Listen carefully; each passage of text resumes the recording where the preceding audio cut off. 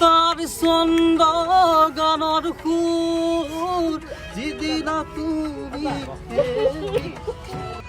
মই নথকা অনুভৱ যিদিনা হ'ব তোমাৰ সিদিনা আশ্ৰু নিগৰিবলে পোৱা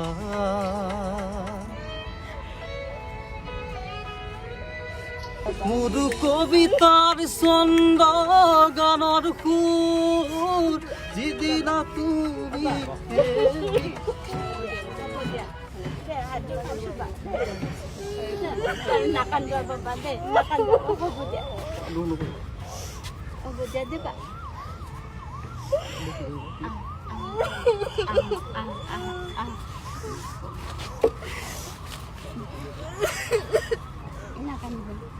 ভাইমন-দাই বাৰুদ ওৱানখন কৰিছিলে। এতিয়া বাৰুদটো তেওঁৰে পুত্ৰ মানস বৰুৱাৰ পৰিচালনাত আৰু জিল ক্ৰিয়েশ্যন আৰু গোয়েংকা ফিল্মছৰ বেনাৰত নিৰ্মীয়মান অৱস্থাত আছে। এতিয়া আৰম্ভ হৈছে। আমি যোৰহাটলৈ শ্বুটিং কৰিবলৈ গোটেই ইউনিটটো ওলাই আহিছোঁ। সেইকাৰণে জুবিনৰ পৰা আশীৰ্বাদ এটা লৈ ওলাইছোঁ। কাৰণ আমি একেলগে আচলতে 12 ছেপ্টেম্বৰলৈকে একেলগে আমি কথাই পাতি আছিলোঁ চিনেমাখনৰ। জুবিনে মিউজিক কৰাৰ কথা আছিলে। আগৰ চিনেমাখনতো আগৰ বাৰুদখনতো জুবিনৰ মিউজিক আছিলে।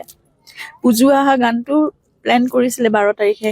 সেইবাৰ মানে জিল ক্ৰিয়েশ্যনত বহিছে ভালকে ডাইৰেক্টৰ গোটেই টিমটোৰ লগত একেলগে আমি কাম কৰাৰ কথা আছিলে। কিন্তু দুৰ্ভাগ্য আমাৰ যে মানে আমি নোৱাৰিলোঁ কৰিব। এতিয়া তেওঁৰ সেই পুজু অহা গানটো থাকিব, ৰিপ্ৰাইজ ভাৰ্জন নতুনকৈ আকৌ কৰিব সেইটো। গতিকে আশীৰ্বাদ দিয়ক, সেইটোৱে ভাইমন-দাইও আশীৰ্বাদ দিয়ক, জুবিনেও আশীৰ্বাদ দিয়ক, কামবোৰ ভালদৰে হওক। আৰু ন্যায় ব্যৱস্থাটোৰ কাৰণে আমি সকলোৱে লাগি আছোঁ, সকলোৱে প্ৰাৰ্থনা কৰি আছোঁ। কালি এটা ভাল সিদ্ধান্ত গৈছে, পৰহিও ভালেই গৈছে। গতিকে সকলোবোৰ পজিটিভ হৈ আহক এনেদৰে।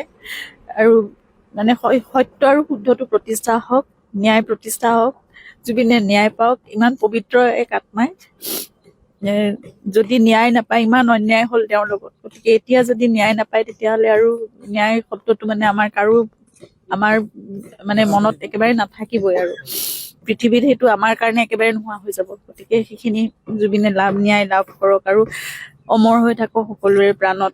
তেওঁৰ কামবোৰ অমৰ হৈ থাকক, তেওঁৰ বিশ্বাস আদৰ্শ সকলোবোৰ তেওঁ থাকি যাওক। সেইটোৱে কৈছোঁ, সকলোবোৰ পজিটিভ হৈ আহক। এতিয়ালৈকে কালিলৈকে আমি ভাল সিদ্ধান্ত পাইছোঁ। গতিকে ইয়াৰ পিছৰখিনি সকলো খুব ভাল পজিটিভ হৈ আহক, এইটোৱে ইচ্ছা বিচাৰিছোঁ। আমাৰ প্ৰাণৰ এজন মানুহ, সকলোৰে অন্তৰত আশীৰ্বাদ আছে, প্ৰাৰ্থনা আছে। গতিকে সকলোৱে সেয়াই বিচাৰিছোঁ, ন্যায় প্ৰতিষ্ঠা হওক, সত্য আৰু শুদ্ধ যিটো সেয়াই প্ৰতিষ্ঠা হওক, আৰু দোষীয়ে শাস্তি পাওক, চৰম শাস্তি পাওক।